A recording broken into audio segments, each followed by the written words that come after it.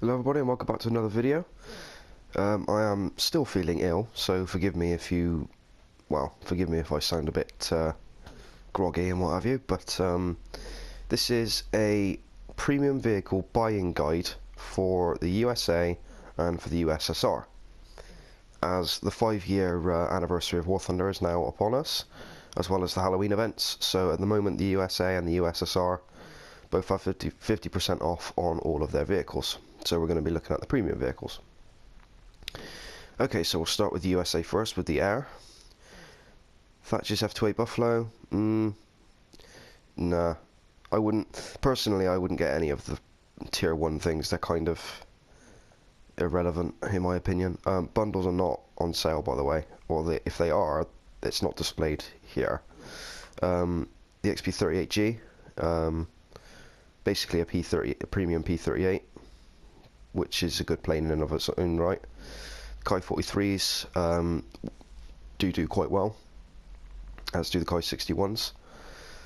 The XB55, when it came out, was renowned for being an absolute demon of an aircraft, although now I don't think it's quite as unanimous with being overpowered as it was when it came out, although I haven't flown it, so I can't say from personal experience.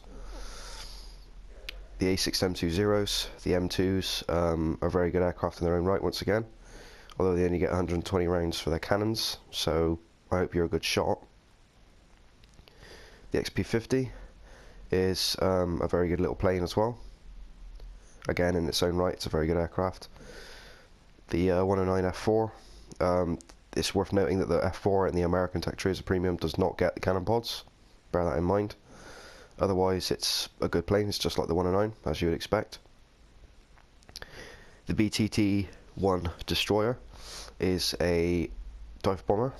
Is a very good plane. I've fought against these things, and with their two 20mm AN M2 cannons, they are quite formidable, even against fighters. If they start turning at you against low altitude with their air brakes on and what have you, they can pull ridiculously tight turns. P61s are fantastic aircraft, so I recommend those. The XF5F, this is a reward plane. I will be doing a video on this thing at some stage in the future, a review video, since I unlocked it when it was last available. P47. The P47s are very, very good, so long as you fly them in a specific way. They are definitely boom and zoomers, without a doubt. You have to put the time into them and get them to altitude before they become effective, but once you get on altitude and you retain altitude, they are fantastic aircraft, so I highly recommend the P47M. The A-series Focke-Wulfs are not performing as well as they used to. Their elevators are not fantastic. They compress like mad at high speed, so I wouldn't recommend an A-series as a premium personally, but that's just my decision. P51, personally I would, that's a bundle one anyway, but personally I would go for the, out of the tier 4 premiums, I would go for the Spitfire LF Mark 9, because the Spitfire is a fantastic aircraft regardless. The XA38 Grizzly, this isn't on sale because it's a fairly recent aircraft to be added. So let's go to the ground tech tree. M4A2 is irrelevant, don't bother. M4A5, the RAM is apparently quite good, but I've never played it, so I can't say. T14 is supposedly quite a strong tank, but once again I've never played it, so the T20 is basically the predecessor to the M26 Pershing. Reasonably good tank, although I think the gun isn't as good as it used to be, so it may not be as valid as a purchase as it was before. The M18 Black Cat, the Calliope, and the M26 T99, don't bother with either of these. They're ridiculously expensive, and if you wanted the M26 T99 you'd have to buy the Calliope first, so just forget those completely, they're pointless. The Cobra King is a fantastic tank. The Jumbos are amazing at their own battle rating. The ones with the short guns tend to perform better because of the matchmaker that they fight in, although the one with the long gun does quite well as well. The Cobra King is the short barreled version. You will bounce shots with near enough impunity if you angle this thing and play it properly. T28, very slow, but it's basically a T92 just without the extra set of tracks on either side. Super Hellcat is a fantastic tank. The Hellcats are fantastic tanks in their own right, and one with a 90mm gun, I can't complain. It's a fantastic vehicle. The M26E1, fantastic tank once again. The gun that it gets is better than the gun on the standard M26 Pershing. I would highly recommend it. This was the first tank I ever bought in War Thunder as a premium. If you want to look at my review video for this tank for some more information, then I recommend that you do so.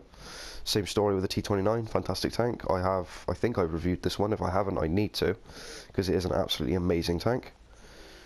The Tiger, when I bought the M26, it was a toss-up between the Tiger and the Pershing.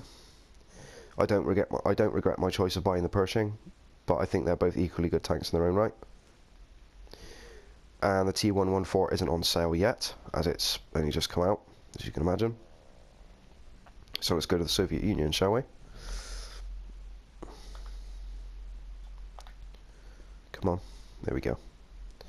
So we'll start with the ground tech tree first, because that's the one we're on.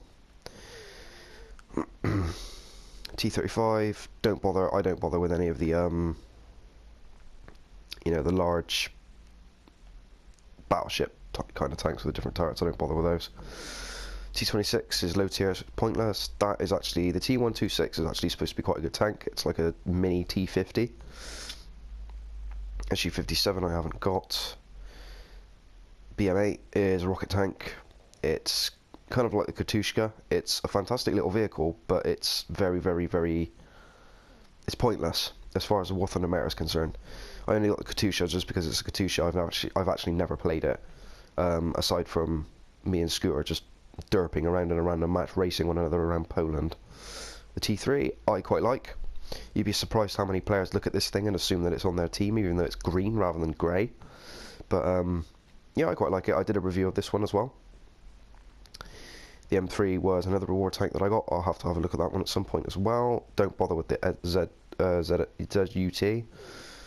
BM13N Katusha was a reward vehicle. That's a bundle. SMK is another battleship, so ignore that.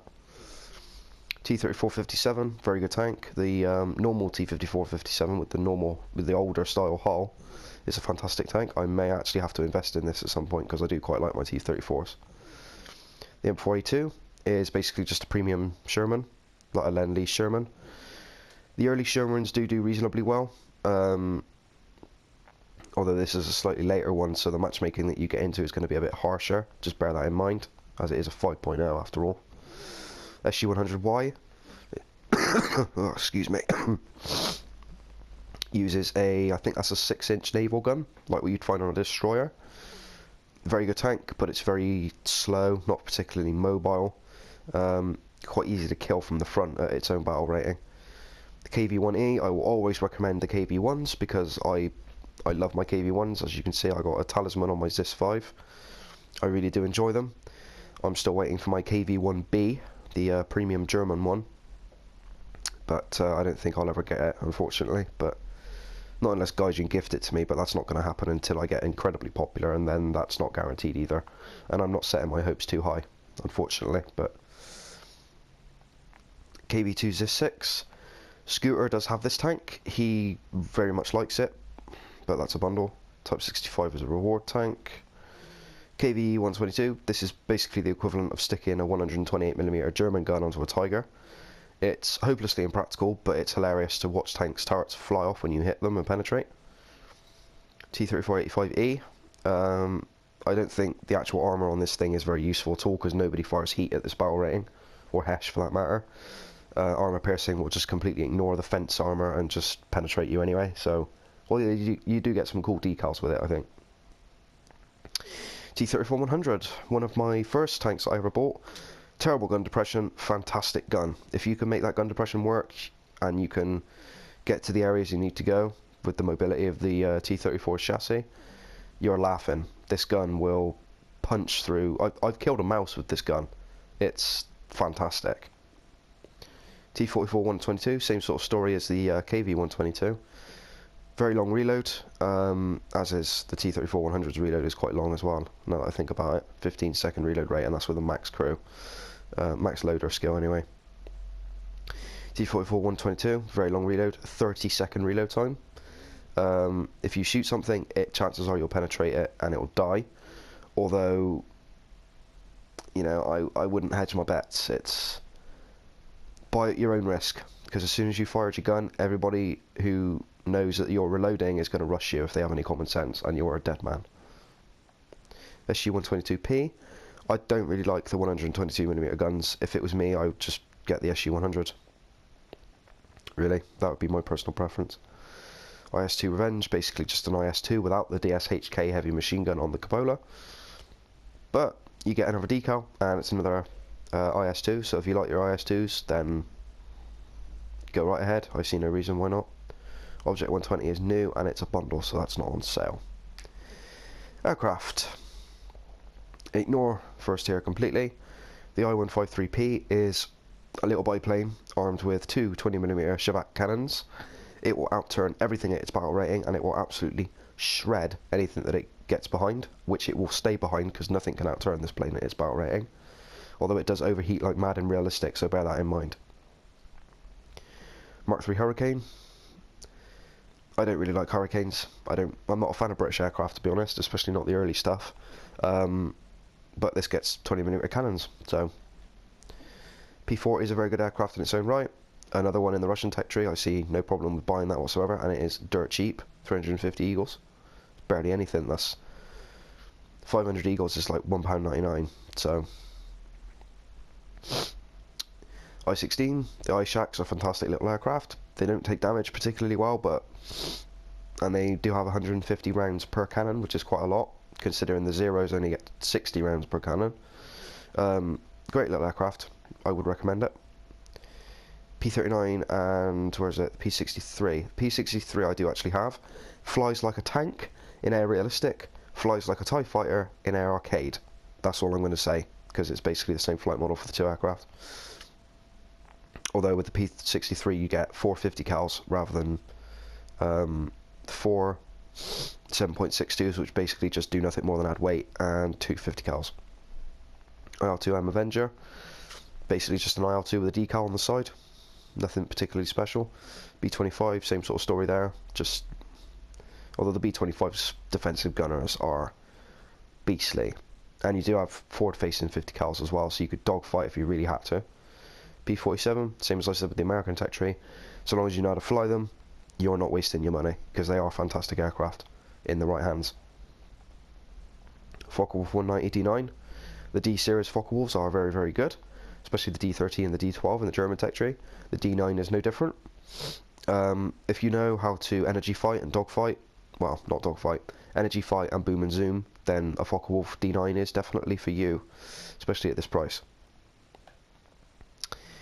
The Yak VK-107. 220 mils, 120 rounds per gun, so 240 in total. I've never flown it, but the Yaks have always had a reputation for being TIE fighters in this game, so I see no reason why you shouldn't buy it.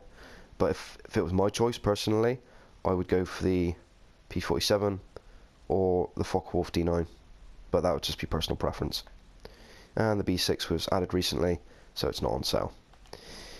Anyway guys, I hope you enjoyed this very brief short video. I figured I'd need to put something out because I'm ill and I need to do something productive with my life at the moment. There will be video footage of the Halloween event. I've got footage of both the air race and the tank race, both of which I very much enjoyed, although the air race is very difficult. But there will be footage of that coming up on the channel at some point soon. And I will be looking at the other nations as they get their respective discounts as well. So thank you very much for watching, and I will see you guys in the next War Thunder video. Peace.